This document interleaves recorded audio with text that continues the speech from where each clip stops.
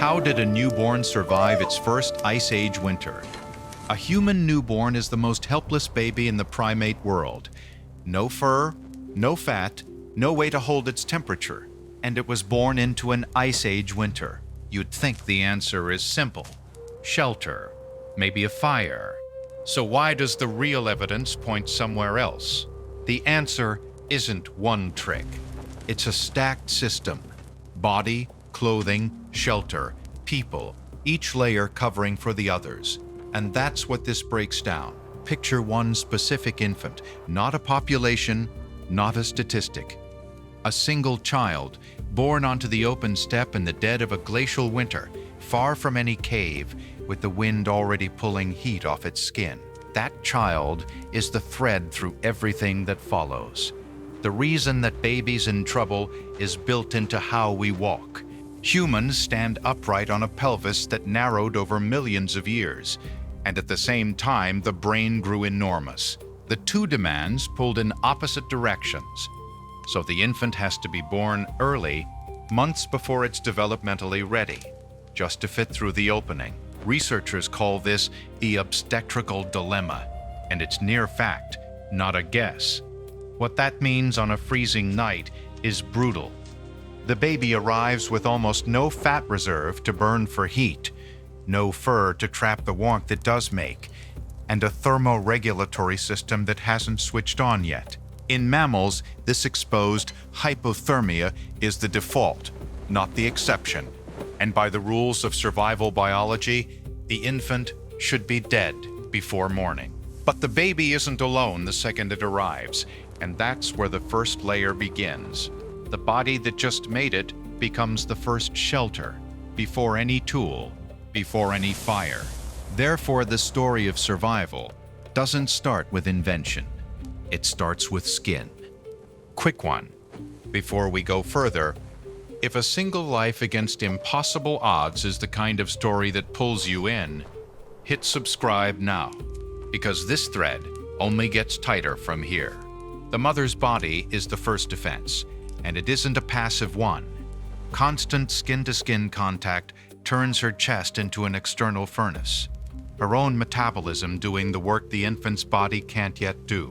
Every calorie she burns is partly spent keeping another life above the line where cold shuts everything down. The infant carries one small built-in heater of its own. Brown adipose tissue, a specialized fat that sits around the neck and shoulders of newborns, burns calories straight into heat without shivering, a process researchers call non-shivering thermogenesis. It's the same tissue that keeps hibernating animals alive through winter. And in a newborn, it's working the moment the cold hits. In plain terms, the baby has a tiny internal stove, but it can only run if fuel's coming in. That fuel is colostrum, then milk. The first feeds are concentrated calories mixed with immune factors, and they do two jobs at once. They keep the brown fat heater running, and they hold infection back while the infant's defenses are still forming. So the body is a closed loop of heat and fuel that buys the first critical hours. But skin and milk can only buy hours, not a whole winter. The mother has to sleep, eat, and move. And the moment the infant leaves the chest, the heat collapse is immediate. Therefore, the body's necessary and not sufficient, and the gap forces the next layer into existence. What nobody really asks is what saved the baby the moment the mother had to put it down. And the answer isn't fire. Everyone assumes fire saved us in the cold, and fire matters, but it isn't what mattered most. Fire heats a fixed point, a hearth, a cave mouth, and the moment you walk away, the warmth's gone. Clothing is different. Tailored, layered fur traps the body's own heat and carries it with the infant, so the warmth travels where the baby travels. That's why the biggest leap wasn't the hearth, it was the needle. The evidence for this is older and stranger than expected. Eyed needles, bone needles drilled with a thread hole, appear roughly 40,000 years ago in Siberia, at Denisova Cave. with one needle popularly reported at 40,000 to 50,000 years old. The eye turned piercing and threading into one motion, making fitted, sewn garments possible. The oldest evidence comes from lice. Body lice, the kind that live in clothing, only evolved after humans started wearing garments, so the moment the two split, clothes existed. Lice DNA studies put that split at roughly 170,000 years ago. A 2003 finding later refined in 2011, over 100,000 years before the first needle. Clothing isn't a recent idea. It's older than our species move out of the warm zones. Then there's the direct physical proof. At Sungir in Russia, about 34,000 years old, two children were buried with roughly 3,000 mammoth ivory beads, arranged in patterns across the body that map the cut and seams of tailored garments. The bead placement is the clothing. You're reading the shape of a sewn fur suit off a child who wore it. Quickly, on how this got made, the needle started as a bone splinter. Ground thin and drilled with a flint borer, hides were scraped with stone tools and treated with ochre and brain tannins. Seams were sealed with rendered fat to block wind. All of it is slow work that only pays off if you're planning to survive a season, not a night. But fur alone leaks wind unless it's cut and sewn to the body, and a loose skin isn't a garment. Therefore, the eyed needle, not the hearth, is what turned a draped hide into a portable climate. And that's the real turning point of the whole story. The child's wrapped now, and the clothing holds, but it's still sitting inside a freezing world. So the next layer has to be the pocket of warm air around it. Clothing traps the body's heat, but the body still sits inside a world that's trying to take it back. Shelter is the layer that slows that theft down, and it works by building a pocket of trapped warm air around the clothed body. Fire re-enters the story here, not as the hero, but as one component of that pocket. The clearest evidence sits at Dolní Věstonice and Pavlov in the Czech Republic, roughly 27,000 to 31,000 years old. These sites show mammoth bone dwellings, hearths placed for retained heat rather than showy flame, and the oldest known textile impressions preserved in fired clay, evidence that weaving sat alongside hide work. The people there were engineering a room, not just lighting a fire. The logic is the kind any cold climate builder would recognize. Hide tents banked with snow and turf because snow itself insulates, hearths set into the floor so the heat sinks into the ground instead of escaping up, and entrances angled away from the prevailing wind. Every choice is about holding warmth in a defined space, and add the layered clothing and the physics compounds. One extra fitted layer nearly doubles insulation, and with Paleolithic fur, two fitted layers likely matched what four woven layers do today.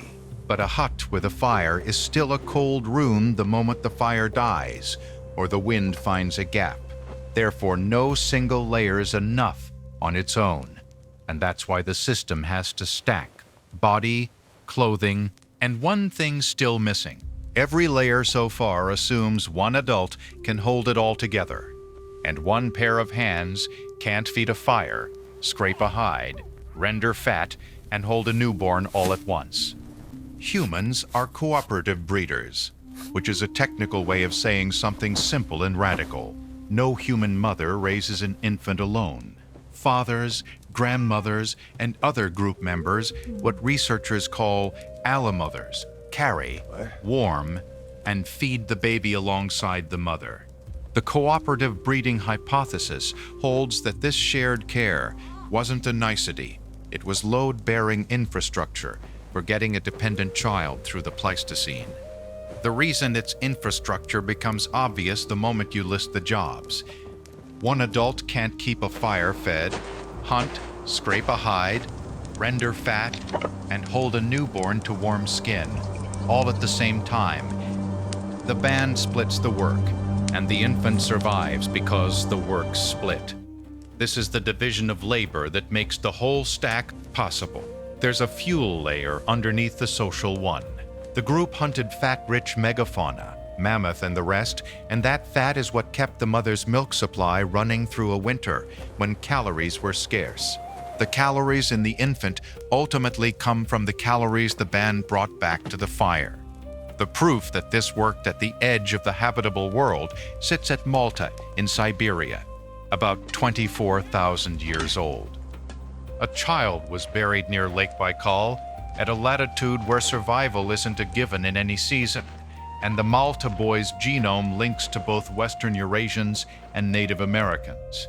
A genetic thread proving people not only lived there, but endured and spread.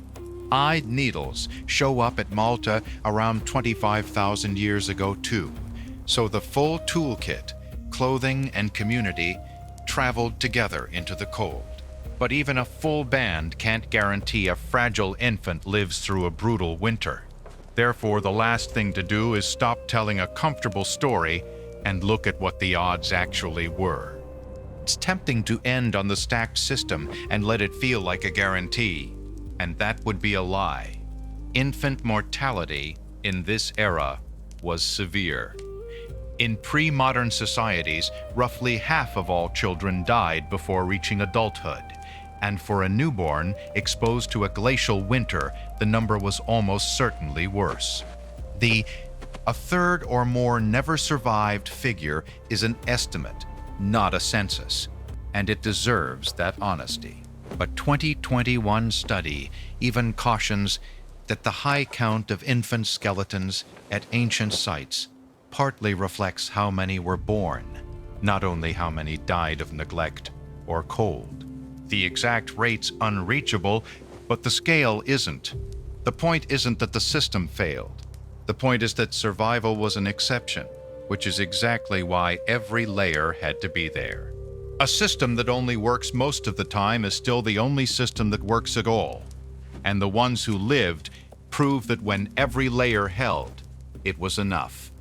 But most didn't make it. Therefore, the ones who did aren't lucky.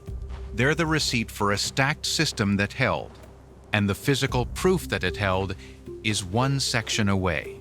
The imagined infant isn't imaginary.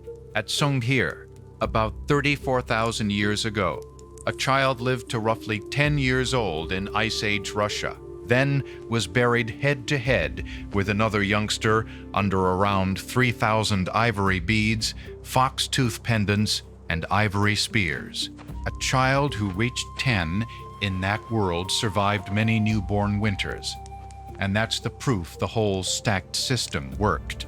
Survival wasn't one trick, it was body, tool, shelter, and tribe, each layer covering for the other's weaknesses. If this reframes the ancient world for you, subscribe. There are colder mysteries still buried under the ice. Click the video on your right to go straight to the next one.